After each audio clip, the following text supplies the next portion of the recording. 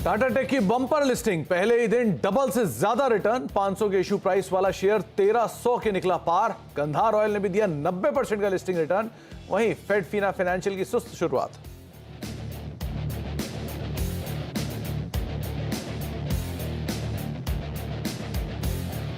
कल लिस्ट हुई आरेडा में आज भी दिख रहा है जोश। 7% से ज्यादा का उछाल, 2 दिनों में दोगुना हुआ शेयर। 4 करोड़ से ज्यादा शेयरों में ब्लॉक टी।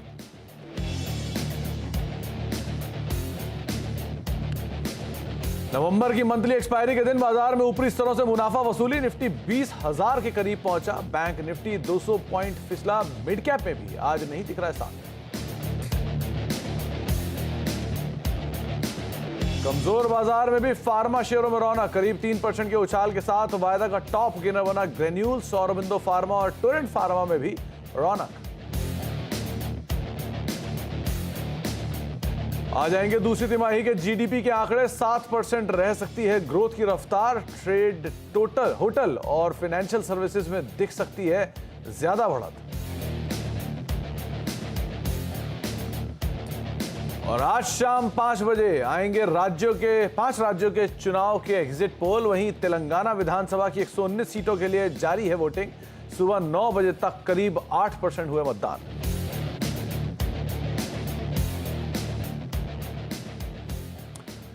नमस्कार, ट्रेडर्स हॉटलाइन में आप सभी का स्वागत है। मैं हूं सुमित। और वीकली और मंथली एक्सपायरी का दिन, जबकि भारतीय बाजारों में वोलेटाइल सेशन है। फर्स्ट हाफ तेजी में, लेकिन एकाएक बिकवाली आई लिस्टिंग के साथ ही, और थोड़ी सी वोलेटाइल सेशन, लोअर लेवल से पुल बैक भी आया इंडेक्सेस में, क्योंकि बहुत ज़्यादा कोई डैमेज नहीं है। More less index flat side पे ही कामकाज करता हुआ दिखाई पड़ रहा है। ब्रॉडर मार्केट्स अभी भी फ्लैट हैं। Mid cap small cap index में इतना ज़्यादा कोई प्रेशर नहीं है। हायर लेवल से बिकवाली ज़रूर है, लेकिन हाँ, मिड कैप इंडेक्स बिल्कुल फ्लैट टोन पे कामकाज करता हुआ, और स्मॉल कैप इंडेक्स भी बिल्कुल फ्लैट है। एडवांस डिक्लाइन मोर लेस 50-50 का रेशियो यहाँ पर बना हुआ है। 1258 शेयर हालांकि अब बढ़ने वाले हैं और 1615 शेयर गिरने वाले हैं, तो थोड़ा सा एडवांस डिक्लाइन में डिक्लाइंस बढ़े हैं। तो 40-60 का रेशियो आप कह लीजिए 50-50 से बढ़कर होता हुआ दिखाई पड़ रहा है। आज बाइंग है फार्मा स्पेस में, जो कि एक सेलेक्टिव अच्छी तेजी के साथ कामकाज कर रहा है। प्रेशर हायर लेवल से आता हुआ दिखाई पड़ रहा है। बैंक्स में आईटी सेलेक्टिव कामकाज कर रहा है। इंश्योरेंस स्पेस थोड़ा बहुत कामकाज कर रहा है। तो ऐसे अलग अलग स्टॉक्स जो हैं वो खरीदारी के साथ ट्रेड करते हुए आपको दिखाई पड़ेंगे। सर्वेन श्रीवास्तव हमारे साथ मौजूद हैं, जिनसे हम बातचीत करेंगे मार्केट्स को लेकर। सर्वेन से हम बातचीत करेंगे स्टॉक्स को लेकर भी, आपके सवालों के जवाब भी दिलवाएंगे। और अगर आपका भी कोई सवाल है तो आप इस कार्यक्रम का हिस्सा बन सकते हैं। आपको हमारे व्हाट्सएप नंबर पे, हमारे सोशल मीडिया हैंडल्स पे अपना सवाल भेजना है। तो व्हाट्सएप नंबर आपकी स्क्रीन पर आएगा, जिसके जरिए आप इस कार्यक्रम का हिस्सा बन सकते हैं। और साथ ही साथ आप आस्क आवाज़ कैश और आस्क आवाज़ एफएनओ, ये हैशटैग्स का इस्तेमाल करके भी इस कार्यक्रम का हिस्सा बन सकते हैं और अपना सवाल सीधे हमसे जुड़ सकते हैं। 7045220000 ये हमारा व्हाट्सएप नंबर है, जिसके जरिए आप इस कार्यक्रम का हिस्सा बन सकते हैं। सर्वेन नमस्कार, स्वागत है कार्यक्रम में। पहले तो एक शानदार लिस्टिंग होते हुए दिखाई पड़ी टाटा टेक की, लेकिन मार्केट्स में हायर लेवल से थोड़ा सा प्रेशर आया है। आप कैसे रीड कर रहे हो आज की इस इवेंटफुल डे को? बहुत बहुत नमस्कार सुमित जी। और सवेरे आपका चेहरा देख के बहुत दिनों बाद अच्छा लगा। मन बहुत दिन हो गए आपके साथ शो किए हुए। देखिए, थॉट यही है जो परसों हम लेके आए थे कि भाई देखिए, जो लास्ट 2-3 हफ्तों का जब ब्रेकआउट हो गया, जब 19,850 के 19,875 के ऊपर निफ्टी जो निकल गया, तो आई थिंक आप यही मान के चलेंगे कि ट्रेजेक्टरी अब कहीं ऊपर की है और 20,100 20,200 के स्तर यहाँ पे पॉसिबली ऊपर में आने चाहिए थे। तो आज एक स्पॉट में आई थिंक एक आंकड़ा तो ऑलमोस्ट हम 20,100 के आसपास जाके हम आ गए हैं। और आई थिंक इसमें भी और 100-150 पॉइंट ऊपर में बाकी होगा, ऐसा मेरा मानना है। एज लॉन्ग एज हम अब 19,850 के नीचे क्लोजिंग बेसिस पे नहीं जा रहे हैं, तब तक रुझान शॉर्ट टर्म में हल्का पॉजिटिव लेके चलना चाहिए। और जहां तक रही आईपीओ की बात, आई थिंक वो तो हम तो टेक्निकल एनालिस्ट हैं, तो जब आईपीओ आ गया, थोड़ा उसका डेटा वेटा बन जाए चार्ट पे, फिर हम उसको देखेंगे। बट यस, काफी बढ़िया एक्शन चल रहा है आईपीओ मार्केट में। ये बात तो सही है। एक्शन तो काफी ज्यादा रोबस्ट देखने को मिल रहा है। सर्वेन, निफ्टी बैंक को लेकर व्यू, क्योंकि आज निफ्टी बैंक थोड़ा सा बैकफुट पर है, लेकिन अदरवाइज अच्छा पार्टिसिपेशन यहाँ आता हुआ दिखाई पड़ा है। यहाँ क्या करें? देखिए सुमित जी, कई बार लाइफ में ऐसी भी जरूरतें आती हैं, करवट आते हैं कि आपको एक थोड़ा सा मीडियम टू लॉन्ग टर्म भी क्लैरिटी पकड़नी पड़ती है शॉर्ट टर्म के अलावा। तो आई थिंक यहाँ अगर आप देखें तो तकरीबन ऑलमोस्ट 26-28 महीने से बैंक निफ्टी को अंडर परफॉर्म कर रहा है। हमारे प्रोप्राइटरी जो इंडिकेटर्स है उसमें बैंक निफ्टी का परफॉर्मेंस निफ्टी से काफी नेगेटिव रहा है और अंडर परफॉर्म किया है। तो ऐसे जब इंस्टेंसेस बने तो यूजुअली देयर इज ऑलवेज, हमेशा एक रिस्क रहता है एक करेक्शन का। और जब भी इतिहास में ऐसे सेटअप्स हमारे प्रोप्राइटरी इंडिकेटर्स में बने तो इंडेक्स अराउंड 25 से 30% करेक्शन एवरेज आ जाता है, तो वो रिस्क तो हमेशा अब मीडियम टू लॉन्ग टर्म मंडराता रहेगा। बात यही है कि हम 20-200 पहुंचेंगे कि 20-500 पहुंचेंगे। तो फिलहाल मुझे लगता है कि ऑलमोस्ट 20-100-200 तो हम पहुंचे हैं, तो एक शॉर्ट टर्म ट्रेड के टारगेट्स आए हुए हैं, तो थोड़ा मुनाफा बांधते रहने में भी कोई हर्जा नहीं है ओवरऑल मार्केट पे। और bank Nifty definitely under perform कर रहा है। मुझे भी ये बहुत सरप्राइजिंग लग रहा है कि इतना लंबा अंडर परफॉर्मेंस चला है। किन कारणों से मुझे नहीं मालूम, कारण हमेशा आप देखिए बाद में आएंगे। हम हमेशा ये बिलीव करते हैं कि न्यूज ऑलवेज फॉलोज प्राइस। तो बैंक निफ्टी जो दर्शा रहा है उसके न्यूज, उसके कारण पॉसिबली बाद में आएंगे, बट बैंक निफ्टी में वीकनेस है, ऐसा मेरा मानना है। जी, तो बैंक निफ्टी में वीकनेस है, ये सर्वेंद्र का मानना है। और कैसे, क्यों अंडर परफॉर्मेंस है, इस पे आगे चल के कहीं क्लैरिटी आ ही जाएगी। अभी के आज की जो लिस्टिंग है वो तीनों एक एक करके देख लेते हैं, उसके बाद सवाल जवाब का सिलसिला शुरू करेंगे। तीनों जो लिस्टिंग है वो आपकी स्क्रीन पर है। टाटा टेक 1304 1303 ये BSE NSE का भाव। गंधार ऑयल 303 303 का दाम BSE NSE पर। और फेड बैंक फाइनेंशियल, फेडफीना फाइनेंशियल 135 रुपये के दाम पर अभी कामकाज कर रहा है। 3-3.5% की गिरावट है, लेकिन बाकी दोनों शेयरों में एक स्ट्रॉन्ग आउट परफॉर्मेंस आते हुए दिखाई पड़ रही है। अब सवाल जवाब का सिलसिला शुरू करते हैं और बातचीत करते हैं हमारे पहले दर्शक से। प्रभाकर हमारे साथ मौजूद है मुंबई से बातचीत करने के लिए। प्रभाकर साहब नमस्कार, सवाल पूछिए। नमस्कार। नमस्कार प्रभाकर जी।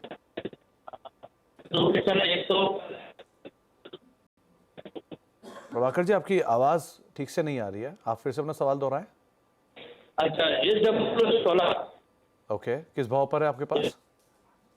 1 शेयर्स है। ओके, और दूसरा है DR रियल्टी ना, DB रियल्टी 1000 शेयर्स है। ओके, नहीं, 2200 शेयर्स है, वो 140 भाव से लिया हुआ है।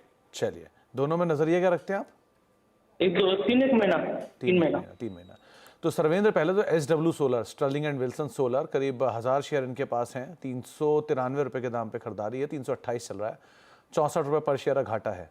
क्या करना चाहिए नहीं यहाँ पर? दूसरा DB रियल्टी, क्या करें इन दोनों में? सर्वेंद्र, आप सुन पा रहे हैं? जिस तरह के जी मैं सुन पा रहा हूँ। देखिए, दायरा इन्होंने बहुत छोटा बता दिया। ये स्टॉक्स उतने शॉर्ट टर्म व्यू के लिए कारगर है नहीं, क्योंकि अगर आप SW सोलर को देखेंगे तो मोटा मोटी आप देखिए एक रेंज में फंसा हुआ है। 240 से लेके तकरीबन 420 की ये रेंज रही है इसकी। 2.5-3 साल की इसकी रेंज है। तो मैं मान के यही चलूंगा कि रेंज के एकदम बीचों बीच कहीं ये पड़ा हुआ है। और ऊपर में 420 और नीचे में 240, यही मुझे समझ में आता है यहाँ पे स्लाइटली, जब मैं 6 to 9 मंथ देखता हूँ। और शॉर्ट टर्म में जहां उन्होंने 3 महीने का व्यू पूछा है, यहाँ मुझे लगता है कि भाई बहुत ज्यादा क्लैरिटी नहीं है, बट यहाँ पे भी लग रहा है कि नीचे में 290-300 पे अच्छे सपोर्ट्स हैं। तो एज लॉन्ग एज उसको होल्ड करता है तो चाहे तो ये ट्रेड में बने रह सकते हैं। और ऊपर में एक्सपेक्ट करें कि कहीं 360-370 के टारगेट्स पॉसिबली यहाँ आ सकते हैं। और जहां तक DB रियलिटी की बात, आई थिंक देखिए बहुत चला हुआ स्टॉक है, बहुत ज्यादा चला हुआ स्टॉक है। एक जमाने में बहुत पिट गया था और बहुत चला हुआ स्टॉक है सेक्टर के साथ। तो यहाँ अलर्ट रहना बहुत जरूरी है। यहाँ पे इनको एग्रेसिवली इनके स्टॉप लॉसेस होने चाहिए ट्रेलिंग। और मेरे हिसाब से जो लेवल मुझे दिख रहा है वो दिख रहा है तकरीबन 190 के नीचे। तो 189 का इनका एक क्लोजिंग ओनली स्टॉप लॉस होना चाहिए DB रियलिटी में। किसी कारणवश अगर उसके नीचे जाता है तो निकल जाए, नहीं तो ट्रेड में बने रहे। 189 का स्टॉप लॉस लेके आप DB रियल्टी बने रहें और एक दायरे के अंदर से SW सोलर अभी कामकाज करता हुआ उनको दिख रहा है। भीलवाड़ा चलते हैं, अभिषेक हमारे साथ मौजूद है राजस्थान से बातचीत करने के लिए। अभिषेक जी नमस्कार, सवाल पूछिए। नमस्ते सर। सबसे पहले तो CNBC की पूरी टीम को धन्यवाद फॉर दिस कॉल। एक्चुअली मैं ऑस्ट्रेलिया रहता हूँ और अभी भीलवाड़ा आया हुआ हूँ अपने घर पे। चलिए, एंजॉय कर रहे हैं आप घर को अपने? सर अनुज सर, आशीष सर, सबको फॉलो करता हूँ। Neeraj sir, Veeru sir, everybody. आपके जो आपने शुभकामनाएं दी हैं मैं जरूर उन सबको पहुंचाऊंगा। आप एंजॉय कर रहे हैं घर को? जी सर, बिल्कुल। अभी दिवाली पर आया था and it was such an amazing environment here. और मार्केट भी बूम पर है, तो इट्स सोने पे सुहागा है। बढ़िया बढ़िया, एंजॉय करिए अभिषेक जी घर को। और क्या सवाल है आपका? मेरा क्वेश्चन है मजगांव को लेके। ओके, मजगांव मैंने बाय किए थे, एवरेज है मेरा 1988। 60 of them I have, 60 shares है मेरे पास। और तो इसमें क्या करना चाहिए सर? 1 to 3 years का मेरा नजरिया है, कोई जल्दी नहीं है मुझे। लेकिन सोच रहा हूँ कि इसमें क्या करना चाहिए अब आगे। सेकेंडली एनबीसीसी, मैं इसको थोड़ा ट्रैक कर रहा था, 70 का लेवल इसने अब क्रॉस किया है एक बार फिर से। आई वाज जस्ट थिंकिंग कि ये क्या एक ब्रेकआउट लेवल है, क्या है, यहाँ पे एंट्री करनी चाहिए क्या? ओके अभिषेक, मैं आपके सवाल का जवाब लूंगा क्योंकि एक आपकी डिफेंस की कंपनी और डिफेंस से रिलेटेड एक बड़ी खबर आ रही है, तो उस खबर में मैं आपको और क्लैरिटी दिलवा दूंगा, तो उसके बाद शायद सर्वेंद्र ज़्यादा बेहतर टिप्पणी कर पाएँ। तो आज दोपहर को रक्षा मंत्री की अगुवाई में एक DAC की बैठक है, यानी कि डिफेंस एक्विजिशन काउंसिल की बैठक है, और इस काउंसिल में एयरक्राफ्ट बनाने वाले 40,000 करोड़ रुपए के आसपास के जो एयरक्राफ्ट कैरियर बनाने की योजना है, प्लस नए एक्विजिशंस भी हो सकते हैं। लक्ष्मण जी के पास तमाम डिटेल है। तो लक्ष्मण जी, एक इम्पॉर्टेंट अपडेट आ रहा है DAC के आउटकम को लेकर, क्या अनुमान लगा कर चले हम यहाँ पर? देखिए, ये जो DAC की बैठक होती है, रक्षा मंत्री की अगुवाई में बैठक होगी और इस बैठक में 3 बड़े प्रस्तावों को मंजूरी मिलने की संभावना है। सबसे महत्वपूर्ण प्रस्ताव है, जो कि रक्षा के हिसाब से भी काफी बड़ा फैसला होगा, वो होगा एयरक्राफ्ट कैरियर को लेकर के। अभी तक सरकार के पास 2 एयरक्राफ्ट कैरियर है, इसमें से एक जो दूसरा है उसको पहले बनाने का ऑर्डर दिया गया था, वो घरेलू एयरक्राफ्ट कैरियर है। अब एक और एयरक्राफ्ट कैरियर को खरीदने की मंजूरी मिल सकती है और एयरक्राफ्ट कैरियर जो है इस पर करीब 40,000 करोड़ रुपए की लागत आएगी इसको बनाने में। तो 40,000 करोड़ रुपए में एक और घरेलू देसी एयरक्राफ्ट कैरियर खरीदने को मंजूरी मिल सकती है। अगर ये प्रस्ताव मंजूरी मिल जाती है तो बता दो कि इससे पहले एयरक्राफ्ट कैरियर जो है कोचिन शिपयार्ड बनाई है, तो बहुत हद तक संभावना है कोचिन शिपयार्ड को इसका ऑर्डर मिलता हुआ दिखे। लेकिन ऑर्डर किसको दिया जाएगा ये इस बैठक में फैसला नहीं होता। फैसला सिर्फ ये होगा कि एयरक्राफ्ट कैरियर खरीदा जाएगा जिसकी लागत करीब 40,000 करोड़ रुपए होगी। दूसरा जो प्रस्ताव है वो है तेजस फाइटर जेट खरीदने का प्रस्ताव है। ये तेजस फाइटर जेट जो है 97 तेजस फाइटर जेट खरीदने का प्रस्ताव है, इसको भी मंजूरी मिल सकती है, ये भी घरेलू कंपनी से खरीदा जाएगा। और तीसरा प्रस्ताव है 156 प्रचंड हेलीकॉप्टर खरीदा जाएगा, ये भी घरेलू कंपनी से खरीदा जाएगा। ये भी इस प्रस्ताव को भी मंजूरी मिलने की संभावना है। 12 साढ़े 12 बजे के आसपास बैठक होगी रक्षा मंत्री की अगुवाई में, तो 2 बजे तक बैठक खत्म होगी।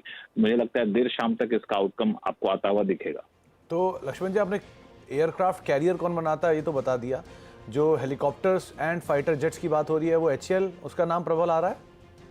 बिल्कुल, जो तेजस फाइटर जेट है वो HAL बनाता है यहाँ पे, और पहले भी जो तेजस फाइटर जेट है वो HAL से लिया गया है। तो ये 97 जो जेट फाइटर खरीदे जाएंगे वो भी बहुत हद तक संभावना है HAL से लिए जाएंगे। और आपको याद होगा पिछले हफ्ते प्रधानमंत्री मोदी ने खुद फाइटर में उड़ान भरी थी, जेट फाइटर में।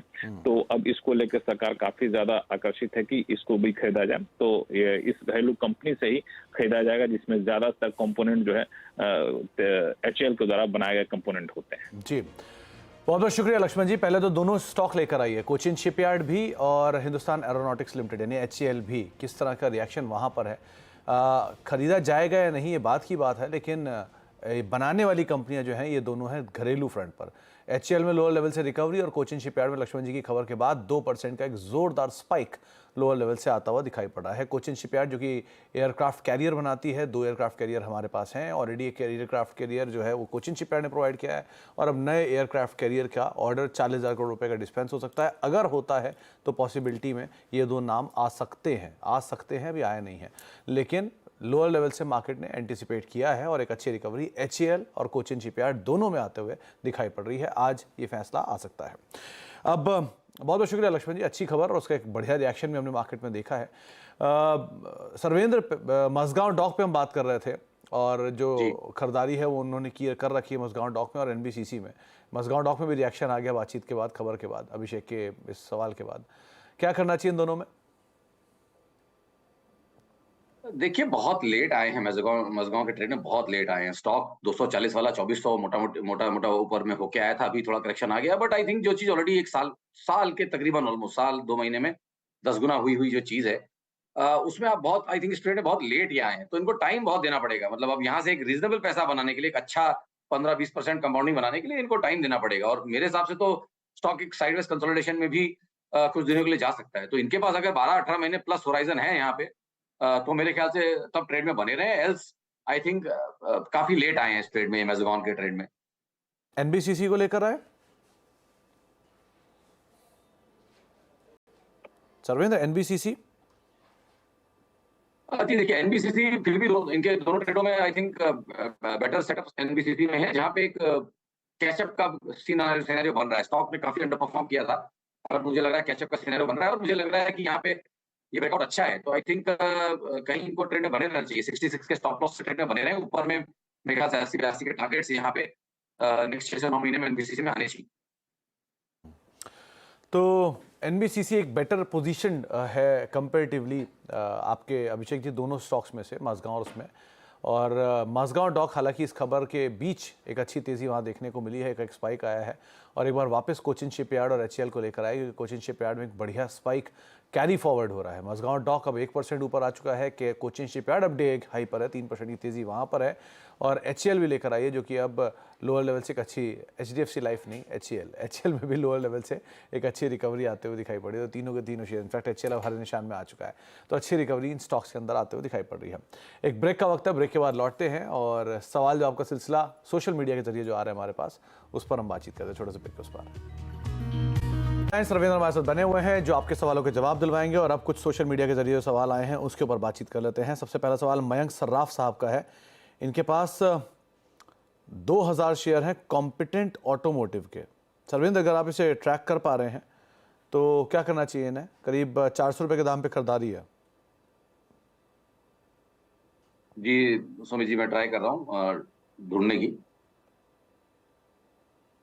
देखिए, स्टॉक तो काफी अच्छा चला हुआ है, जो मुझे यहाँ पे दिख रहा है 200 वाला ऑलमोस्ट डबल तो हो गया है और ज्यादा दिन नहीं, आई थिंक साल भर के अंदर में स्टॉक डबल हुआ है। अच्छा मूवमेंट है, बट बात वही है कि अब यहाँ पे इनको मेरे हिसाब से ट्रेड में बने रहें और नया समीकरण तो नहीं बन रहा, बट ट्रेड में बने रहे और कहीं मुझे लगता है कि 400 रुपए के नीचे कहीं एक स्टॉप लॉस मेंटेन करें, 394 का एक ट्रेलिंग स्टॉप लॉस मेंटेन करें और आई थिंक मेरे हिसाब से ट्रेड में बने रहें। ओके, अमित शर्मा साहब पूछ रहे हैं कि इनके पास रिलायंस के 50 शेयर हैं, 2400 रुपए के दाम पर हैं, दिसंबर तक ये होल्ड कर सकते हैं, स्टॉप लॉस एंड टारगेट।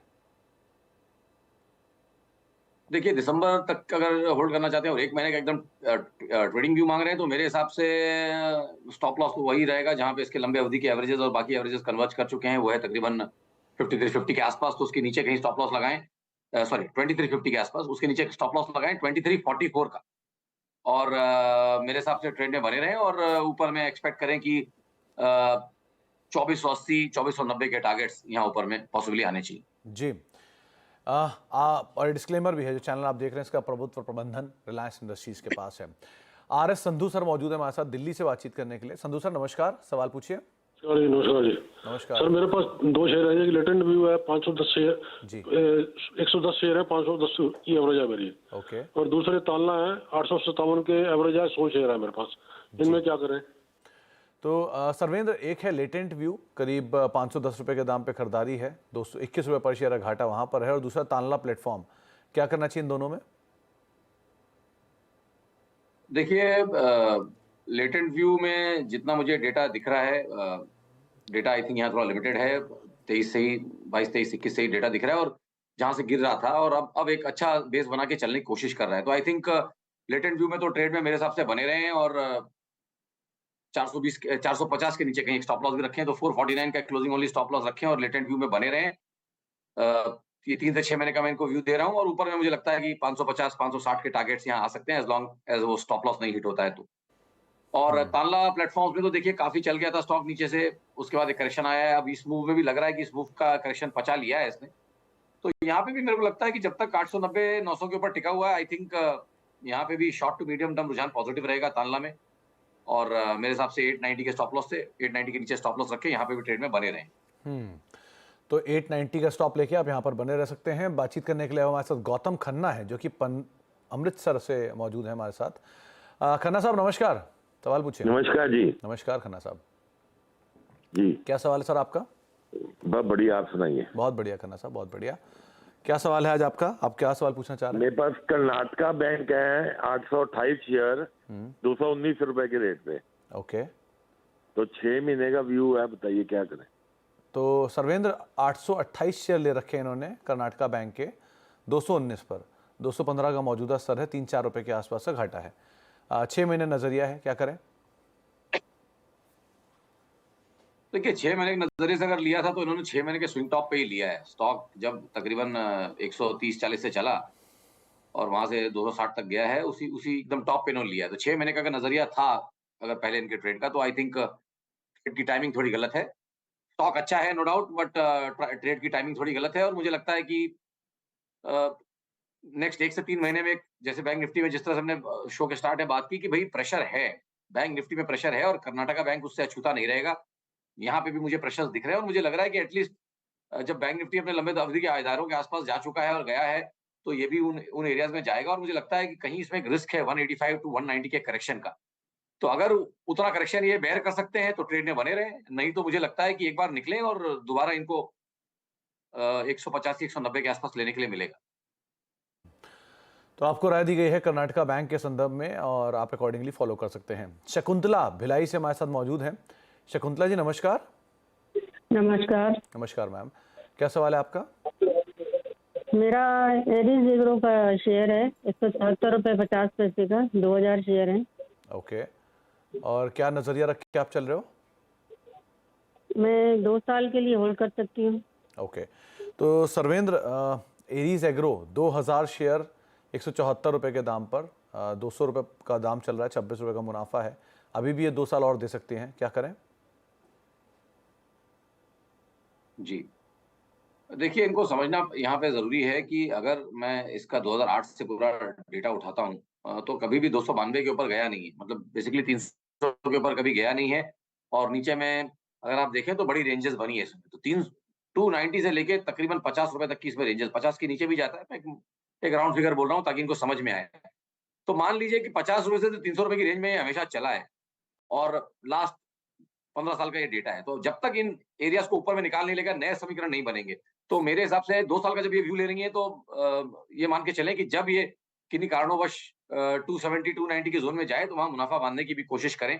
कब जाएगा ये कहना बड़ा मुश्किल है, क्योंकि थोड़ा सा लो लिक्विडिटी वाला स्टॉक है, कभी कभी वॉल्यूम होते हैं और कभी कभी नहीं होते हैं। सो पेशेंस अगर इसमें बनी रहेंगी तो आई थिंक बने रहें। 175 के नीचे कहीं एक स्टॉप लॉस रखें, इसमें कॉस्ट के आसपास इनको मैंने स्टॉप लॉस दिया है। उसके नीचे किसी कारण से बंद हो तो एक बार डेफिनेटली ट्रेड को रिव्यू करें, but in the meantime trade में बने रहे। 270 290 के targets over the next 12 to 24 months, जैसे उन्होंने पूछा। ओके, अब कुछ और सोशल मीडिया के सवाल, जिसमें मेहता साहब, जिगर मेहता साहब का एक सवाल है। इनके पास सुजलॉन पड़े हैं 500 शेयर 44 रुपये के दाम पर। क्या करना चाहिए? आज वो MSCI का रीबैलेंस भी है इसके अंदर, क्या करें सर्वेंद्र?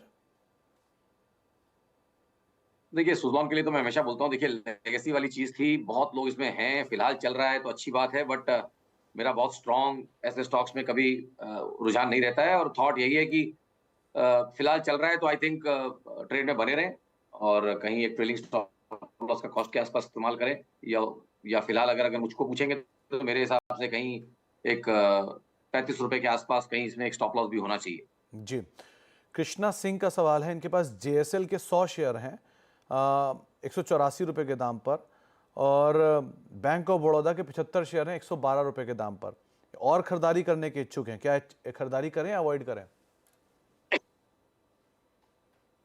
देखिए मेटल स्पेस तो बहुत चला हुआ है, मेटल स्पेस तो बहुत चल गया है, तो नए समीकरण तो अब इनके JSL में नहीं बनेंगे। जो इनके पास ट्रेड है, अगर उसमें बने रहना चाहते हैं तो आई थिंक उस ट्रेड में बने रहें। 450 के नीचे कहीं एक स्टॉप लॉस भी जरूर उसमें ट्रेलिंग रखें और ट्रेड में बने रहें। और जहां तक रही बैंक ऑफ बड़ौदा की बात, आई थिंक जैसे मैंने अभी बैंकिंग के लिए फ्लेवर दिया कि देखिए अगर आप नेक्स्ट 2-3 महीने 4 महीने अगर आप साइडवेज टू डाउन वाला एक पेशेंस एक अगर आप यहाँ पे करेक्शन निकाल सकते हैं तो अच्छी बात है, नहीं तो मेरा यहाँ पे भी मानना यही है कि ये स्टॉक आपको 165 175 की रेंज में कहीं मिल सकता है 3 से 6 महीनों में, उतना रिस्क है। तो अगर वो रिस्क इनको ओके लगता है तो आई थिंक ट्रेड में बने रहे, नहीं तो एक बार बेचेंगे कहीं उछाल में तो नीचे लेने के लिए मिलेगा। जी, तो आपको राय दी गई है बैंक ऑफ बड़ौदा के संदर्भ में भी। बहुत बहुत शुक्रिया सर्वेंद्र हमारे साथ मौजूद रहने के लिए, सभी दर्शकों के सवालों के जवाब देने के लिए और आज कार्यक्रम का हिस्सा बनने के लिए। निफ्टी बिल्कुल फ्लैट हो चुका है, लोअर लेवल से थोड़ा सा पुल बैक है। निफ्टी बैंक भी मोर लेस फ्लैट साइड पे ही, नेगेटिव साइड पे कामकाज कर रहा है। एक ब्रेक का वक्त हो गया, ब्रेक के उस पार 3 खिलाड़ी मौजूद होंगे और उनसे चर्चा करते हैं उनकी कॉल्स को लेकर भी, पोर्टफोलियोज को लेकर भी। छोटे से ब्रेक के उस पार।